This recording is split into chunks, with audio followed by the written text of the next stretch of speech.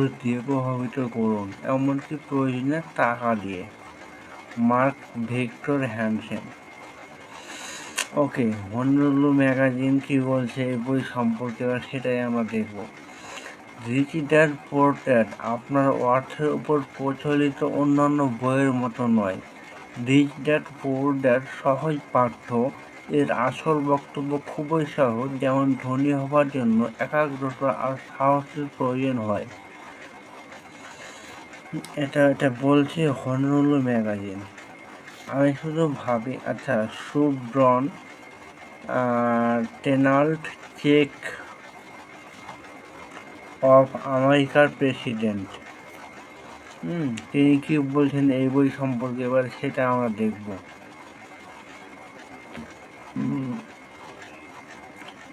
আমি শুধু ভাবি, আমি যখন অল্প বয়স্ক ছিলাম তখন যদি বইটা পড়তাম, অথবা আরও ভালো হতো যদি আমার বাবা মা এই বইটা পড়তেন।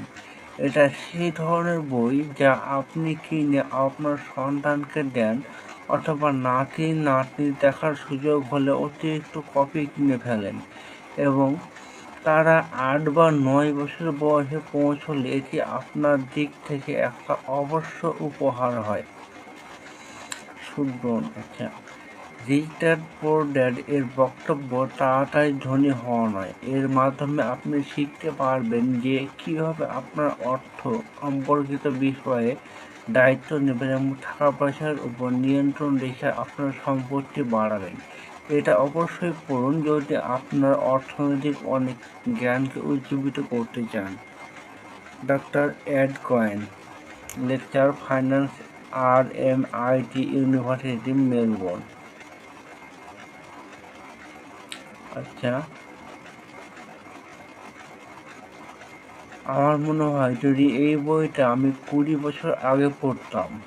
ল্যারিসন ক্লার্ক, ডায়মন্ড কি homes growing home builder in America, 1995।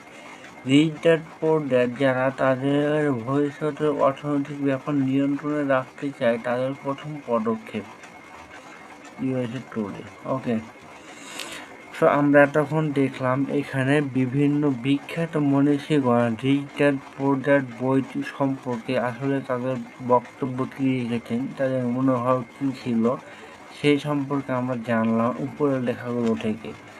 আর বইটি উৎসর্গ হচ্ছে সমস্ত বাবা মায়েদের, কারণ তারাই সন্তানের সত্যিকার শিক্ষক। আচ্ছা, এখানে কৃতজ্ঞতা স্বীকার। যখন এতগুলো লোককে ধন্যবাদ দেওয়া দরকার তখন কীভাবে শুধুমাত্র একজনকে ধন্যবাদ বলা যায়? আমার 2 বাবা যারা ক্ষমতাবান, অনুকরণীয় ও আদর্শ পুরুষ ছিলেন, এবং আমার মা যিনি আমাকে ভালোবাসা আর দয়ার শিক্ষা দিয়েছেন। এই বইটা স্পষ্টতই তাদের উদ্দেশ্যে একটা ধন্যবাদ জ্ঞাপনের সুযোগ। তবুও এই বইটাকে বাস্তবে পরিণত করার জন্য যারা সম্পূর্ণ সরাসরিভাবে যুক্ত, তাদের মধ্যে রয়েছে আমার স্ত্রী কিম, যে আমার জীবন সম্পূর্ণ করেছে। কিম আমার বিবাহ, ব্যবসা এবং জীবনের অংশীদার। ওকে ছাড়া আমি দিশেহারা হয়ে যেতাম। কিমের বাবা বিল মেয়ার এবং মা উইনকিও অনেক ধন্যবাদ এইরকম একজন প্রতিভাময়ী কন্যাকে বড় করার জন্য। আচ্ছা, তো আমরা এখানে দেখতে পাচ্ছি কৃতজ্ঞতা স্বীকার, বলতে গেলে উৎসর্গ বলা যায়। তো এখানে ওয়ারেন বাফেট তার স্ত্রীকে অনেক ধন্যবাদ দিচ্ছে, কারণ তার স্ত্রী এই বইটি লিখতে তাকে অনেক সাহায্য করেছে, এবং পাশাপাশি তার স্ত্রীর বাবা ও মাকেও অনেক ধন্যবাদ দিচ্ছে, কারণ তার স্ত্রীর বাবা মা তার মতো একজন কন্যাকে এইভাবে বড় করেছে।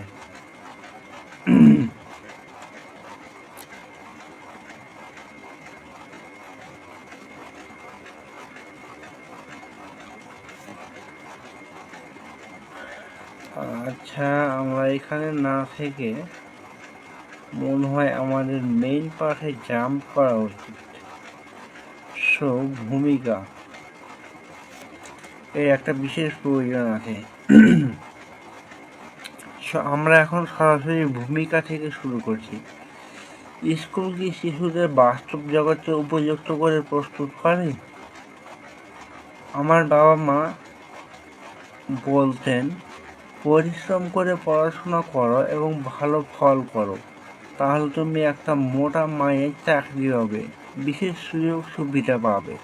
তাদের জীবনের উদ্দেশ্য ছিল আমার দিদিকে এবং আমাকে কলেজে পড়ার সুযোগ দেয়া, যাতে আমরা জীবনে সফল হওয়ার সুযোগ পাই। শেষে যখন আমি 1976-এ ফ্লোরিডা স্টেট ইউনিভার্সিটি থেকে অ্যাকাউন্টিংয়ে ক্লাসের প্রায় শীর্ষস্থান পেয়ে অনার্স গ্র্যাজুয়েট করলাম, আমার বাবা মায়ের উদ্দেশ্য পূরণ হলো। এটা তাদের জীবনের সবচেয়ে সেরা সাফল্য। মাস্টার প্ল্যান অনুযায়ী 8টি সেরা অ্যাকাউন্টিং ফার্মের একটিতে আমি চাকরি পেলাম এবং আমি সানন্দের সুদীর্ঘ কর্মজীবনে যথাসময়ের আগের অবসর নেওয়ার প্রত্যাশায় থাকলাম। আমার স্বামী মাইকেলও ছিলেন একই পথের প্রতীক। আমরা দুজনে এসেছিলাম পরিমিত রোজগারের কঠোর পরিশ্রমী পরিবার থেকে। কাজের ক্ষেত্রে প্রচণ্ড মূল্যবোধে বিশ্বাসী। মাইকেল অনার্স নিয়ে গ্র্যাজুয়েট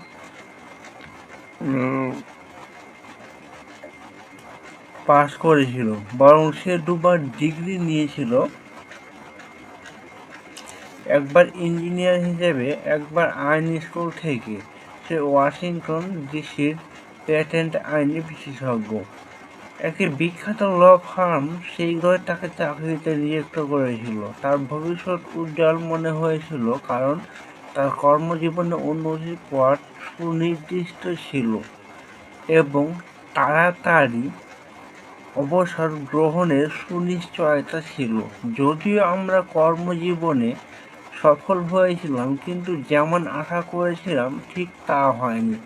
সঠিক কারণে আমরা বহুবার চাকরি বদল করেছি, তাই আমরা কোনো পেনশনের সুবিধা অর্জন করতে পারিনি। আমাদের অবসর গ্রহণের পুঁজি শুধু আমাদের ব্যক্তিগত যোগদানের সাহায্যে বৃদ্ধি পাচ্ছে।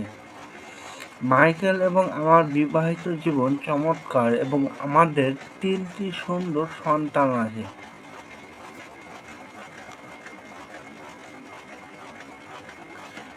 যখন আমি এই বইটা লিখি তখন দুজনে কলেজে পড়ে এবং একজন সবে হাই স্কুল শুরু করেছে। আমরা আমাদের সন্তানের ভবিষ্যৎ তৈরি করার জন্য প্রচুর টাকা খরচ করেছি, যাতে সুনিশ্চিতভাবে তারা সব থেকে ভালো শিক্ষা পায়।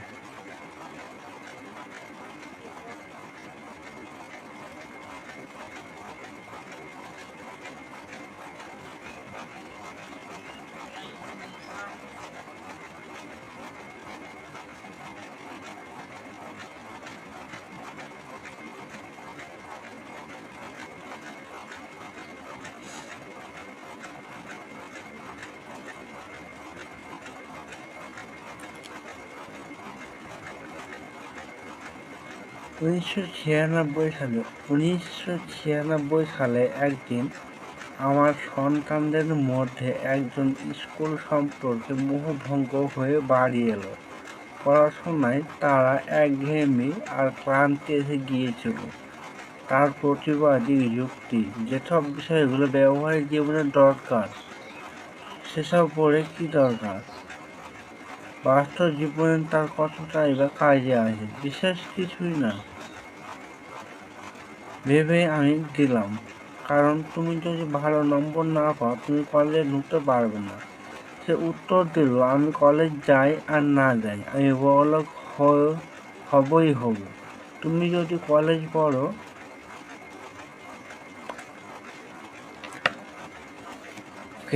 তুমি যদি কলেজ থেকে গ্র্যাজুয়েট হয়ে না বের হও, তুমি ভালো চাকরি পাবে না।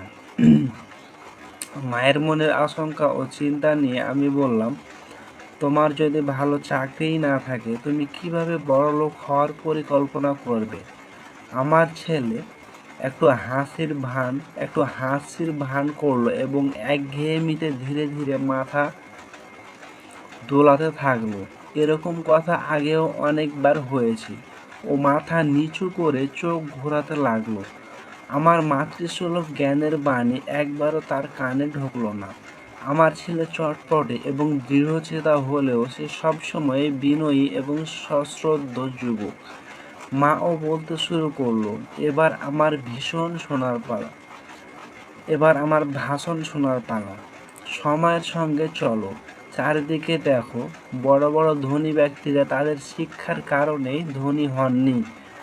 মাইকেল জর্ডন আর নাকে দেখো, এমনকি যে বিল গেটস মাইক্রোসফট প্রতিষ্ঠা করেছেন, তিনিও হার্ভার্ডের পড়া শেষ না করে ছেড়ে দিয়েছেন। তিনি এখন আমেরিকার সবচেয়ে ধনী ব্যক্তি, অথচ এখনও তার বয়স 30-এর কোঠায়।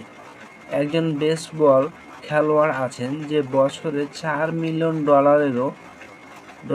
চেয়েও বেশি রোজগার করেন, অথচ সে মানসিক প্রতিবন্ধী হিসেবে চিহ্নিত। আমরা দুজনে অনেকক্ষণ চুপ ছিলাম। আমার কাছে তখন একটা কথা ভোরের মতো পরিষ্কার যে আমার বাবা মা আমাকে যে উপদেশ দিয়েছিলেন, আমিও আমার ছেলেকে সেই উপদেশই দিচ্ছি।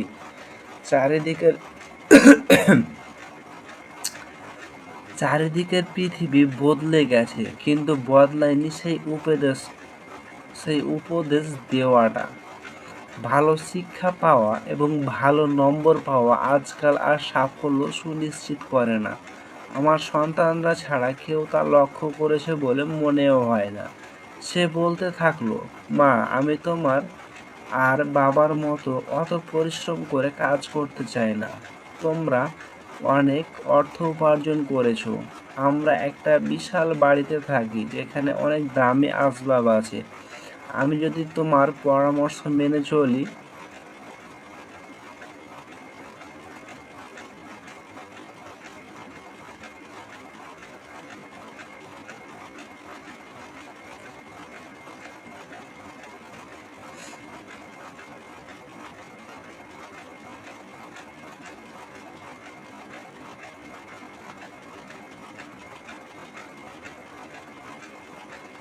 আমার শেষটাও তোমার মতো হবে, শুধু আরও ট্যাক্স দেওয়ার জন্য পরিশ্রমের উপর পরিশ্রম এবং শেষ অবধি তা ধার করে তার পরিসমাপ্তি। এখন আর চাকরিতে নিশ্চয়তা নেই। আমি জানি যে কাজ সংক্ষিপ্ত এবং সঠিক আয়তনে কিভাবে করতে হয়। আমি এটাও জানি আজকের কলেজ গ্র্যাজুয়েটরা তোমরা যখন গ্র্যাজুয়েট হয়েছিলে তার চেয়ে কম রোজগার করে। ডাক্তারদেরই দেখো না, তারা আগের মতন রোজগার করে না। আমি জানি অবসর গ্রহণের পর আমি সোশ্যাল সিকিউরিটি বা কোম্পানি পেনশনের উপর নির্ভর করতে পারবো না। আমার নতুন সমাধানের প্রয়োজন।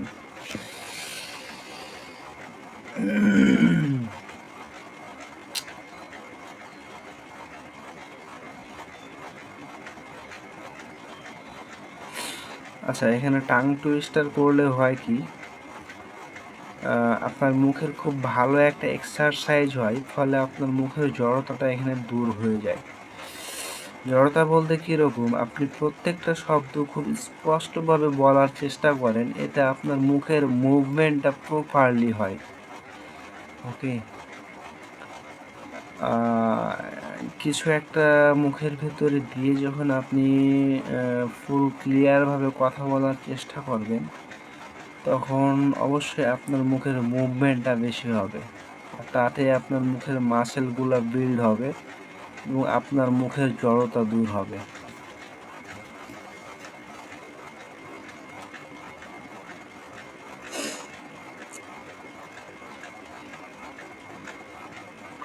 আচ্ছা,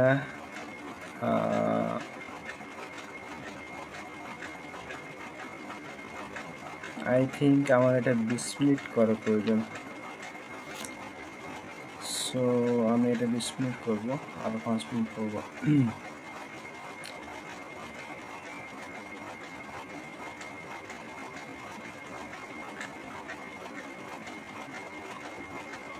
ও ঠিক বলেছিল, ওর নতুন সমাধানের দরকার ছিল। প্রয়োজন আমারও ছিল। যারা 1945-এর আগে জন্মেছেন তাদের উপর আমার বাবা মার পরামর্শ কার্যকরী হতে পারে, কিন্তু আমরা যারা এই দ্রুত পরিবর্তনশীল পৃথিবীতে জন্মেছি তাদের পক্ষে সেটা ভয়ঙ্কর হতে পারে। আর আমি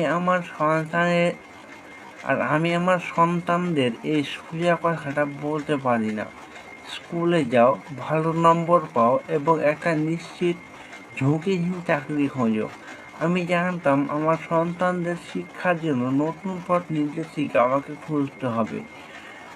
আমাদের সন্তানদের স্কুলে অর্থনৈতিক বিষয়ে শিক্ষার অভাব নিয়ে একজন মা হিসেবে এবং একজন অ্যাকাউন্ট্যান্ট হিসেবে আমি চিন্তিত ছিলাম। হাই স্কুল ছাড়ার আগে আজকালকার অনেক যুবকদের কাছে ক্রেডিট কার্ড থাকে, অথচ পয়সা কী এবং অর্থ কীভাবে বিনিয়োগ করা যায় এই বিষয়ে তাদের কোনো পাঠ্যক্রম পড়া থাকে না। ফলে কী করে চক্রবৃদ্ধি সুদ কাজ করে এটা বোঝাও তাদের পক্ষে কঠিন ব্যাপার হয়ে যায়। সোজা কথায়, তারা মোটেই তাদের জন্য অপেক্ষমাণ পৃথিবীর মুখোমুখি হবার জন্য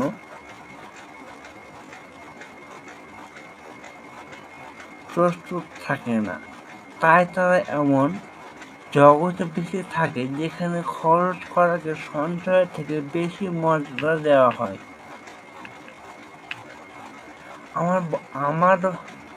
আমার বড় ছেলে যখন কলেজে ঢুকে তার ক্রেডিট কার্ড ব্যবহার করে অসম্ভব দিনে ডুবে গেল, তখন আমি শুধু তার ক্রেডিট কার্ডগুলো নষ্ট করতে সাহায্য করলাম না, তার সাথে আমি এমন শিক্ষাক্রম সন্ধান করতে থাকলাম যা আমাকে এবং আমার ছেলে মেয়েদের অর্থনৈতিক বিষয়ে শিক্ষা দেবে। গত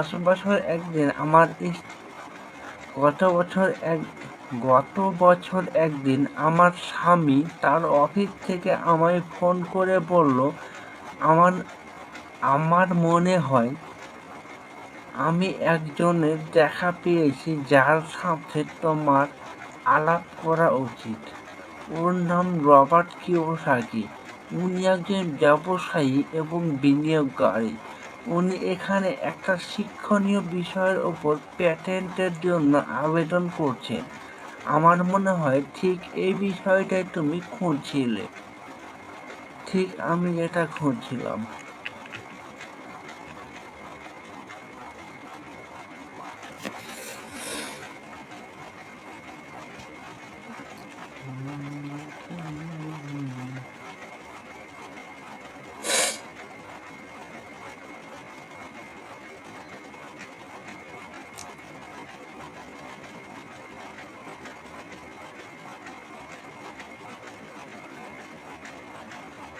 রবার্ট কিওসাকি যে নতুন শিক্ষণীয় বিষয়ে ক্যাশ ফ্লো তৈরি করেছিলেন তা দেখে আমার স্বামী অত্যন্ত অভিভূত হয়েছিলেন। তিনি ব্যবস্থা করেছিলেন যাতে আমরা দুজনেই এটার প্রোটোটাইপ পরীক্ষার সময় অংশগ্রহণ করতে পারি। যেহেতু এটা একটা শিক্ষামূলক খেলা, তাই আমি আমার 19 বছরের মেয়েকেও জিজ্ঞাসা করলাম এটিতে অংশগ্রহণ করবে কিনা। সে তখন স্থানীয় বিশ্ববিদ্যালয়ের নতুন ছাত্রী। সে রাজি হয়েছিল। প্রায় 15 জন লোক 3টি দলে ভাগ হয়ে এই খেলার পরীক্ষায় অংশ নিয়েছিল। মাইক ঠিকই বলেছিল, এটাই সেই শিক্ষণীয় বিষয় যার খোঁজে আমি ছিলাম, কিন্তু এতে একটা মোচড় ছিল। এটা একটা রংচঙে মনোপলি বোর্ডের মতন দেখতে, যার মাঝখানে একটা বড়সড় সুসজ্জিত ইঁদুর আছে। মনোপলির সঙ্গে তফাৎ এই যে এতে দুটো রাস্তা আছে, একটা ভিতরে একটা বাইরে। খেলাটার উদ্দেশ্য হলো ভিতরের রাস্তা থেকে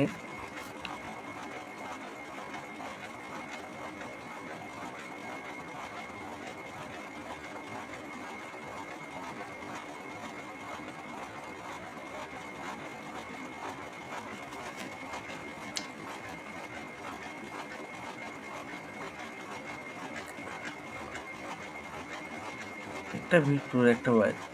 খেলাটার উদ্দেশ্য হলো ভিতরের রাস্তা থেকে বেরিয়ে আসা, যার নাম রবার্ট দিয়েছেন র্যাট রেস বা ইঁদুর দৌড়, এবং বাইরের রাস্তাটাতে পৌঁছানো, যার নাম ফাস্ট ট্র্যাক বা দ্রুত পথ। ফাস্ট ট্র্যাককে বাস্তব জীবনে ধনীরা যেরকমভাবে খেলে রবার্ট তার অনুকরণ করে প্রয়োগ করেছিলেন। রবার্ট তারপর র্যাট রেস এর অর্থ সঠিকভাবে বর্ণনা করেছিলেন। আপনি যদি মাঝারি শিক্ষিত এবং কঠোর পরিশ্রমী লোকেদের জীবন লক্ষ্য করেন, তাহলে দেখবেন তারা এই ধরনের রাস্তা অনুসরণ করেন। শিশু জন্মায় এবং স্কুলে যায়। শিশু যখন স্কুলে গিয়ে ভালো ফল করে, মাঝামাঝি থেকে ভালো নম্বর পায় এবং একটা কলেজে ভর্তি হওয়ার সুযোগ পায়, তখন তার বাবা মা গর্বিত এবং উত্তেজিত হন।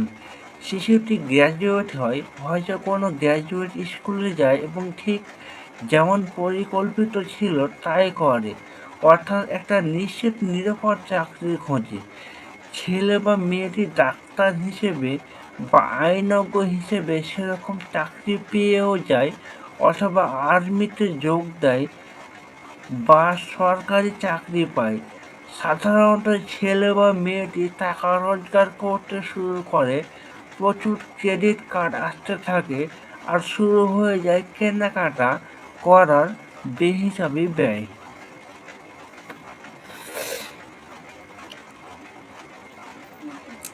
ওকে, সো আমি আমার ফার্স্ট লেসন এখানেই শেষ করছি। তোমরা দেখতে পেয়েছো